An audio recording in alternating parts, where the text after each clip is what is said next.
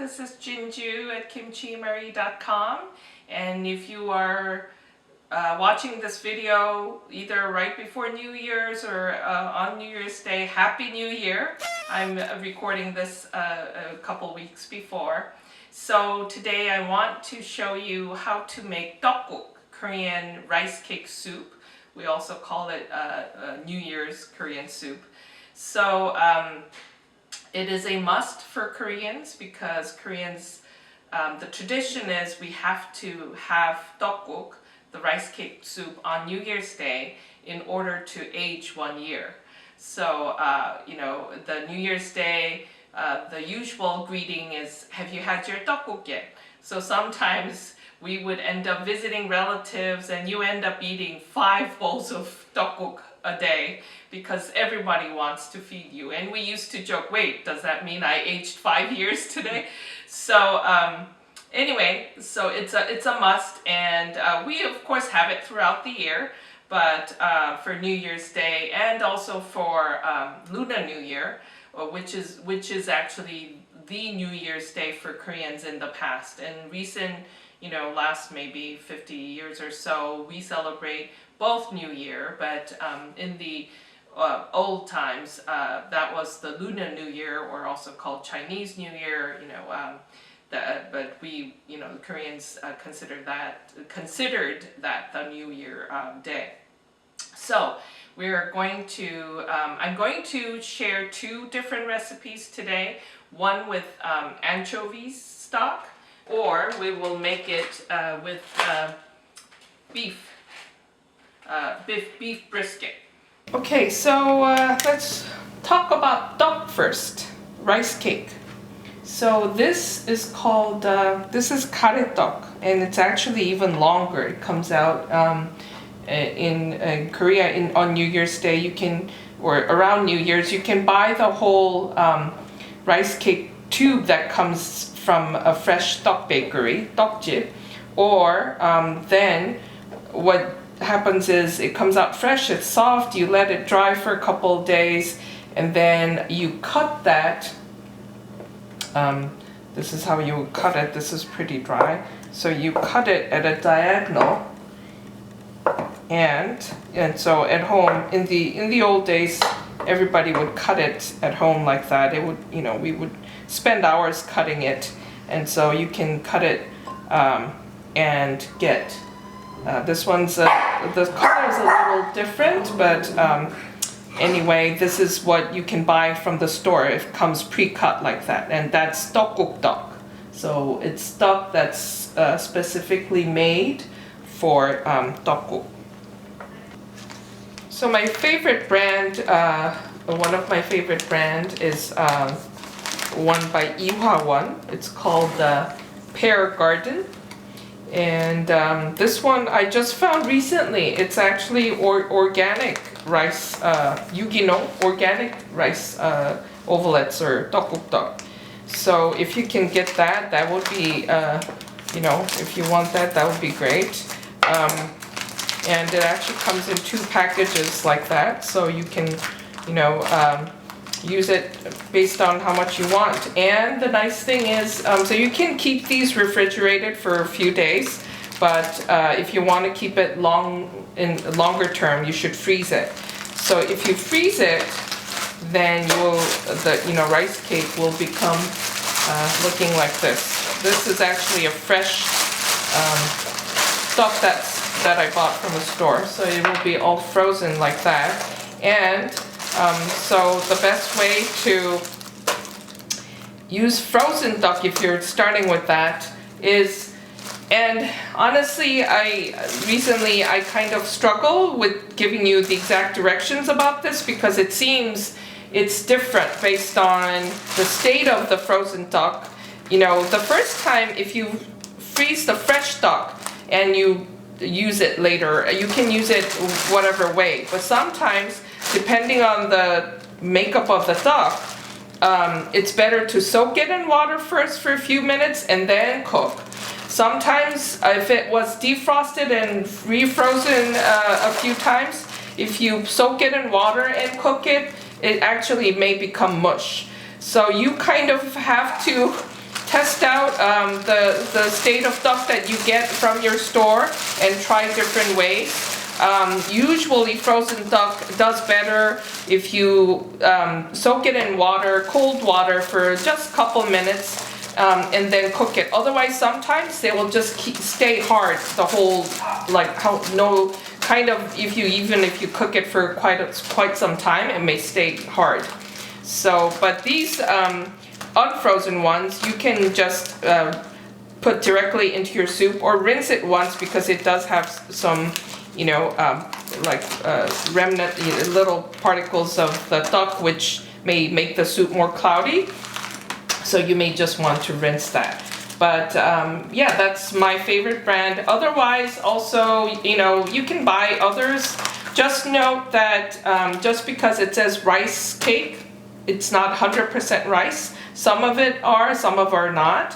And even though a lot of Korean packages are a little confusing, it may say 100% rice. It just doesn't mean that the whole duck is 100%. It may actually include wheat flour, or sometimes even cornstarch. So it depends. You gotta look at the ingredient list if you want gluten-free, to make sure buy 100% rice cake. So if you're going to make my beef stock, beef tteokguk duck, the best cut of beef to get is, that's upside down. It's beef brisket trim. So this I bought from my local market, and yeah, if you can buy you know, beef brisket, that makes sort of the best beef soup.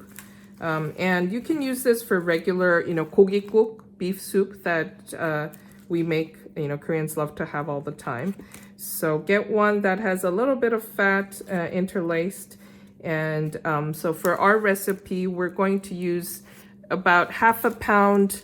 Will make about 4 people. So this is a half a pound piece that I got. And that will make about, you know, 4 servings. And you can, so a lot of Korean recipes will say soak it in water, draw out the blood, and yeah, that doesn't hurt. But I found that I think that was important in the old days when Koreans had no refrigeration, and a lot of times the beef may be a little, you know, close to getting spoiled. So it had a more gamey taste, also the way the cow was raised. So soaking in water was kind of important. But for us these days, you know, the way the beef is, you know, the state is in, it's fresh, you don't need to. But if you want, you can soak it in water for 30 minutes. A lot of times, honestly, I don't do it because I'm always short on time. Okay, so when making the beef stock, I like to add, depending on the amount. So now I've kind of halved my original recipe that's on the blog. I'm only doing 4 cups instead of 8 cups. Or 4.5 cups instead of 9 cups. So we'll just use half an onion, and we'll put it in the pot. And that's really all you need. If you want, you can always add some extra green onions to that, or you can also add some garlic if you want. But yeah, so this beef brisket that's been soaking in water, going to add that into the pot, and then add you know, about 4.5 cups of water.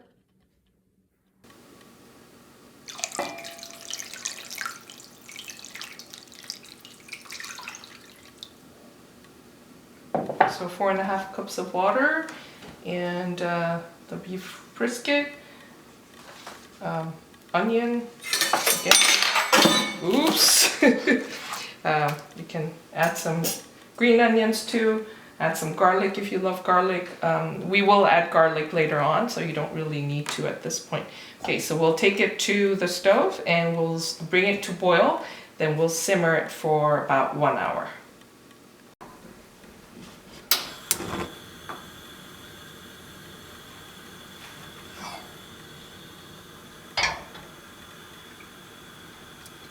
So we're starting with medium-high heat, and we will bring this to a boil. It's boiling, so we're going to reduce it to simmer to medium-low. And then, yeah, you can just continue to simmer like this.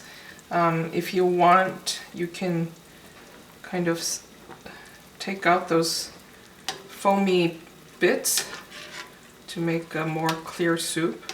Not a must again. It doesn't affect the flavor in any way. Just is something that keeps the broth clearer. And soaking the meat in cold water, one thing that helps is you will have less of this foam to remove if you cook it. But in the end, it doesn't make a big difference. I've made it without soaking the meat in cold water, and I've done it without removing the foam. So yeah, so let's continue to simmer, and I'll cover it back up, and we'll simmer for about an hour or until the meat becomes very soft. Okay, it's been simmering for about an hour, and yeah, let me show you. See how the fork goes easily into the meat. Okay, so that means the meat is tender enough. You can cook it a little longer if you like your meat to be even more tender. I kind of like mine a little chewy, and you'll so you can certainly stop at this point, or you can decide to cook a little bit more. But in that case, you may need to add a little more liquid, because it will continue to reduce. It reduced a lot. Remember, the water was about here, and it reduced a lot. So in that case, sometimes you may want to add a little more water. And when you do that, and by the way, I'm gonna take out all those the onions that did its magic and imparted all those wonderful onion, sweet flavors into the broth, but we don't need that anymore. So, and they're kind of mushy, so not very pleasant to eat at this point. So I'm going to remove all the aromatics that I added, green onion and onion. So, yeah, and going back to, if you want to, if you think, you could add a little more water. If you left it for simmering too long and the water reduced too much, you can add a bit of water to the soup while it's still simmering. But you don't want to add cold water, because when you do that, this nice sort of this, the creamy colored broth will become totally clear, and it just somehow also doesn't taste as good. So when you want to add more water as you're making beef broth, always add hot water to it. So yeah, so I've drained all the onions out, and then I'm going to tear this, tear it apart, shred it basically, and we're going to season that. And then once we're done with that, I'm going to come back and season the broth and add duck and make Tteokguk. Okay. So this beef brisket, this was half a pound. This is now cooled enough. It's still pretty warm, but for the sake of video, I'm kind of burning my hands and ripping them. So yeah, you can rip them like this, and this is how you do the meat for yukgaejang too.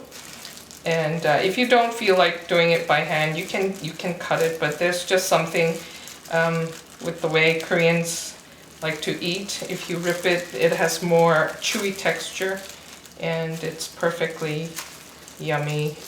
Just like this alone, you can actually just enjoy the soup like I'm doing now. You can just season this meat and have it just as a soup. But if we add tteok to it, then it makes a wonderful tteokguk, full of beef flavor. Where did that go? Okay. And also you can add frozen dumplings at the end. Okay, this is a little long, so I'll just cut it in half and then rip it. So yeah, so you can add frozen dumplings to it and make tteokguk, which is also very good. I love the tteokguk. As a kid, there's a story that I remember. I loved the mandu, but I didn't actually like the tteok a lot. So I would eat all the tteok first so I can enjoy the mandu on its own. And I was at my grandma's house, and just when I thought, okay, I got rid of all the mandu, I ate it, and I got rid of all the tteok and I can eat the mandu, she would come and say, oh, you like the tteok, and she gave me a whole, like a bowl full of more tteok to my soup. She added it before even asking me, and I was just not happy at that point. And I thought, okay, my strategy did not work. Okay, so here, we have ripped it all into small pieces, and then we're going to season them. Okay, so there's the beef, and we're going to season them. Here's, I'll take gloves off of one hand, with a 1/4 teaspoon of gukganjang, soup soy sauce. That's very little because I'm doing a smaller amount. This is probably good enough for, again, 2-3 people. You can certainly make a bigger batch. So that, and then this is half a teaspoon of jinganjang, so regular soy sauce. You can use kikkomang, but I love Korean sampyo ganjang. And then we're going to add some green onion, so chopped green onion, lots of it. You can also save some to add fresh later. Okay, and then we're going to add some sesame oil, so about 1/2 to a teaspoon of sesame oil. Okay, and then just a little touch of sugar, about a 1/4 teaspoon of sugar. And yeah, I like to add some chili powder for kick. This is not necessary, but you can certainly add some chili powder for extra spice. Not too spicy. You can certainly add more if you love that. Okay, and then we're going to finish with some black pepper, and this, I have garlic, but that's for the soup. You can, because this will be more as a topping later, if we add it to here, you may get a little too much of a raw garlic flavor.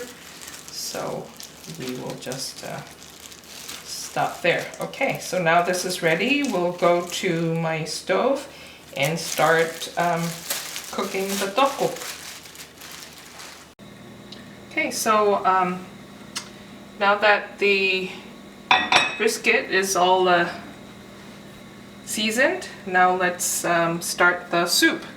So we're going to bring the broth to a boil, the beef broth, and while we're waiting for that, I'm going to season the broth with some little bit of gukganjang, the soup soy sauce, about a 1/4 teaspoon to this pot, and then about a 1/4 teaspoon of sea salt.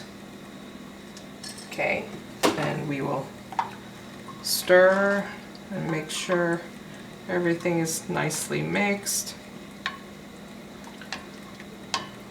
And I'm making, this is sort of the smallest amount I'm making for those who don't want to make a big pot, but you can certainly double, triple, the recipe that I have here for a bigger family. I also have like an Instant Pot version if you want to make that and deal with less hassle. That's also beef broth, but I use a stew meat for that. Okay, I'm going to taste. It's always good to taste the broth, and and season it as you go. I think it's needing a little bit more salt, so I'm going to add a little more of that. Okay, and that should be good. And then once it comes to boil, we'll add the duck. So here's the duck. We're going to add the duck. And then we'll swirl in some egg, and then you can always finish off with some fresh chopped green onions here, or because we're going to add the beef topping, we can add that at the end. Okay, so here goes the duck. So this is a full pound of duck. You can add the whole pound of duck, and it's going to make, you see, even though the broth was not a whole lot, you don't need a lot of broth to make tteokguk. This is actually plenty good. You could have maybe used a little less duck, but this will be good enough for, you know, hearty portions for 3 people, maybe even 2 for hungry people. So you are welcome to add veggies here if you want. You can also add carrots, onions, that's already there, so you don't need to. There's also a version where you add Napa cabbage to it, and that also makes the broth a little lighter, fresher tasting, which is also very good.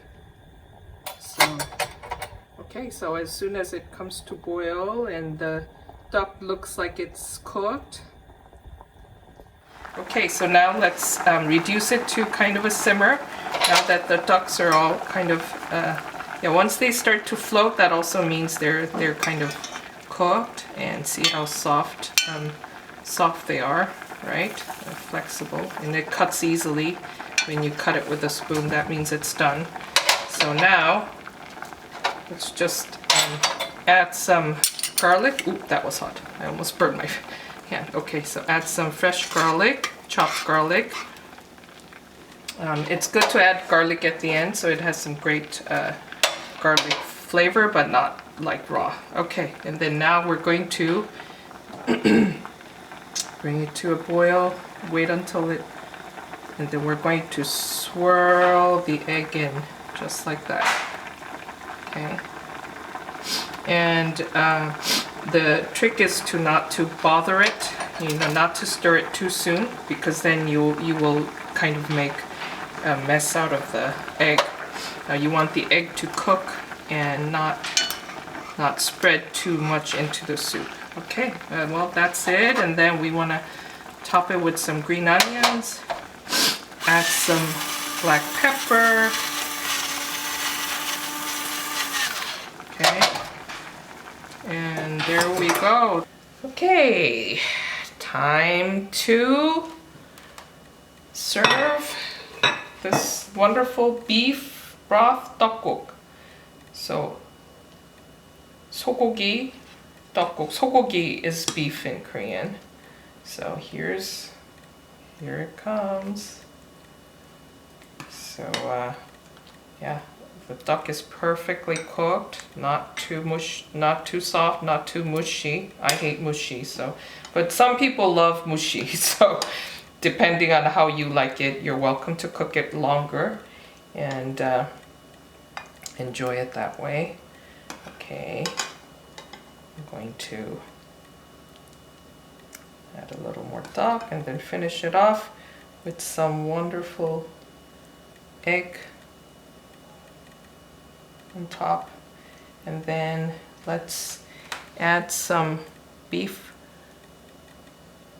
brisket pieces that I shredded up before and seasoned with some soy sauce, you know, a little bit of black pepper, and we can always add some green onions and a little bit of chili powder, and there we go. It is going to be hearty, it's going to be tummy warming, so good. Here I'm going to try the beef broth tteokguk rice cake soup. So I'll try it.